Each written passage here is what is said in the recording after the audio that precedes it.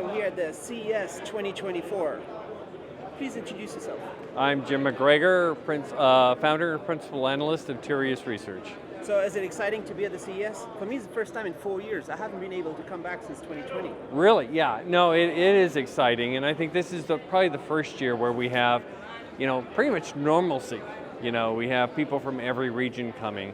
Last year, still didn't see some of the people from Europe or some of the people from, or some of the people from China. I think this year we have pretty much everyone attending. All the Chinese can come. Yes. What are you really looking forward to? Well, is it hard to say? I think we see a couple of key trends. I mean, definitely I think AI and Gen AI is going to be everywhere. AI PCs are a big topic.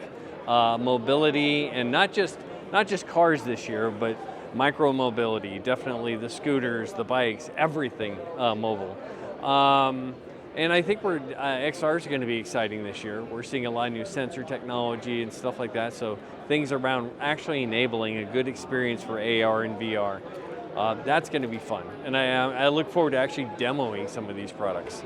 I love my ARM-powered laptops since the Apple has been doing a quick push. Yes. But Qualcomm is launching very powerful chipset. Maybe there'll be a few laptops here. Yes. The X Elite, and yes. they say it's AI laptop. Yes. What is the laptop going to do? That's for the AI. That's probably the best question. There are applications out there that you can run in the cloud or on device today. Matter of fact, you can even download like Llama 2, so you can actually have a large language model running on a smartphone.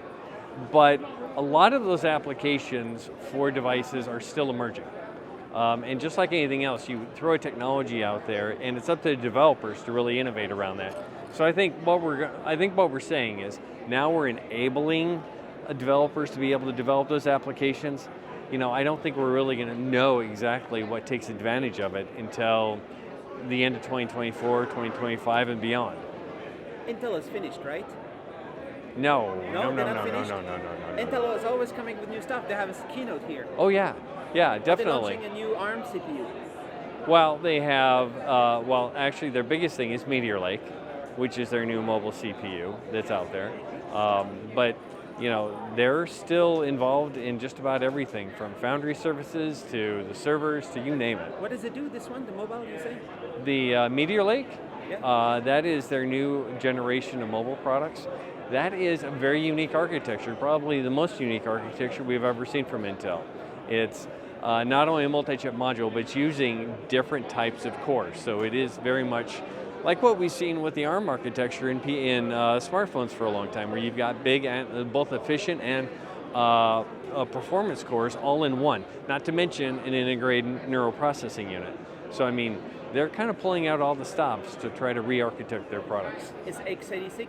It is x86. All right. So it is x86, but it still has multiple cores in it. Matter of fact, most of the Intel products, and I think all the Intel products now, even have RISC-V cores in it. So looking at any of these products and saying that it's heterogeneous is almost impossissible anymore. So the RISC-V has really been shipping and stuff? It's not just talking? Yeah. Not just like most of it's in controllers. Matter of fact, they're probably pretty much in all the smartphones coming from that have Qualcomm and MediaTek processors. They're in all types of embedded applications. The RISC-V is actually shipping. Oh, the RISC-V is shipping in all kinds of devices. Lots of devices, like millions. Mostly microcontrollers today. It's not the type of processors you'd expect to be running these devices, but running the power management, running the interconnect, running different functions within the chip. But yeah, RISC-V is having huge success. So I've been to China 5 times in 2023. Finally, they've been opening up, and it's exciting to see the Chinese are able to do very powerful ARM chips, even though they've been blocked off Taiwan a little bit, right? They can't really buy chips from Taiwan, but like it looks like 7 nanometers is in Huawei. Yes. And maybe 5, or it's just rumor or something, nanometer. Yes. So actually this kind of a political thing is pushing them forward, right? It is pushing them forward, and they've had an initiative for the past decade or so already to be less reliant on kind of Western technology companies. So we're starting to see that. And they've got a huge investment in RISC-V too. So I mean, I would expect to see a lot of innovation coming out of China in terms of processor technology.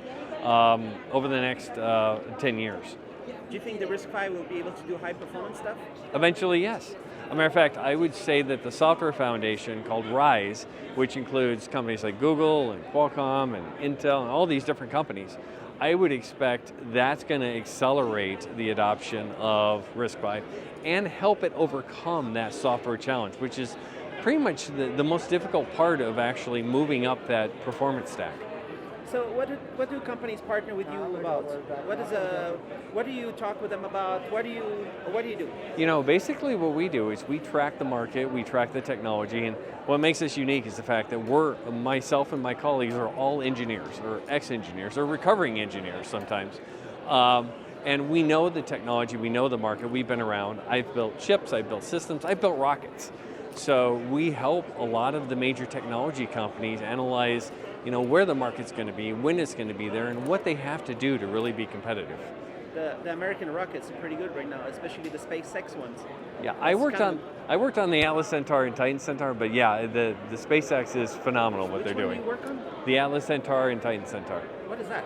Those are launch vehicles, rockets, originally from General Dynamics. Now they are part of Lockheed Martin. I'd love to go to Texas, South Texas, and look at the Starship launch.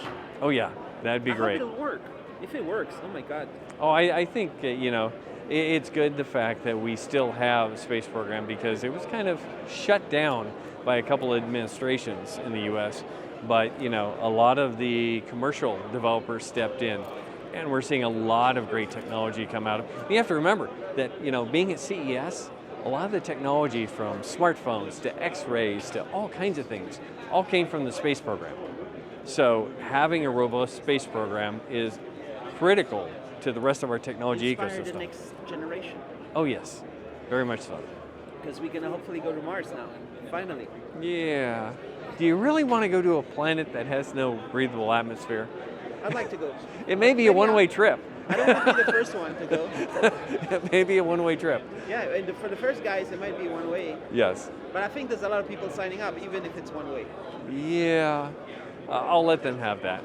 Yeah. I'd rather be part of the program than rather being the guinea pig. And electric cars, Tesla is just amazing. And Tesla's doing very well, and we're seeing, especially the Chinese, BYD, GWM. Matter of fact, several of them are announcing new products come at CES. So we're going to see, and it's not just cars. I mean, the micro cars and the scooters and the bikes and everything, boats, trains, everything. Everything around electrified vehicles is really exciting right now. I love seeing the Chinese cars, electric cars in China, but I always wonder, when can we buy them? I don't even know if they're available in Europe at all. It's hard to find them, and it seems the price is double. Yeah. In China, it's so cheap. Yeah. They have $5,000 EVs. Yeah. But you will not find cheaper than $25,000 in Europe and US, and I don't understand why. Why know, can't we have cheap EVs all over the place? Yeah, and why can't we have more competitive vendors in some of the markets, like the U.S. market? The big three, get your act together. But I think that's coming. That's an evolution of the technology in the market and everything else. But I'll be honest with you, I'm sorry about the mic. I'm really excited about hydrogen. I still think hydrogen is a better power technology for EVs than batteries. And now the U.S., through the Biden administration, is incentivizing investment in hydrogen. We're already seeing hydrogen solutions come out for marine applications, for industrial applications, and for power storage. I'm really excited, and companies like Honda, Hyundai, and Toyota are investing heavily in that technology. So I still think that we've got a whole new wave of EVs coming, especially around hydrogen. Hydrogen might be great for the shipping. Exactly. Marine. I want to see the container ships. Exactly. Just refill on the way and just go all over the world on hydrogen. That'd be nice. Yes. The Danish, Maersk, they should be all over this. And we're getting better at manufacturing hydrogen using sustainable energy. I mean, one of the things here, we're going to see more sustainable energy solutions with better solar technology, better wind technology. So it's getting there, and I think that whole ecosystem is going to develop over the next 15 years. All right, and here people behind you queuing up to get into the unveiled, right? It's going to be exciting. Yep. It's going to be a fun week. And you're just going to be running around looking for all the cool tech, right? Not just that. I have tons of meetings with clients, prospective clients, all kinds of technology companies. It's going to be a fun week. It really is. It's exhausting, but it's fun. It goes from 7 a.m. to midnight every day. No problem.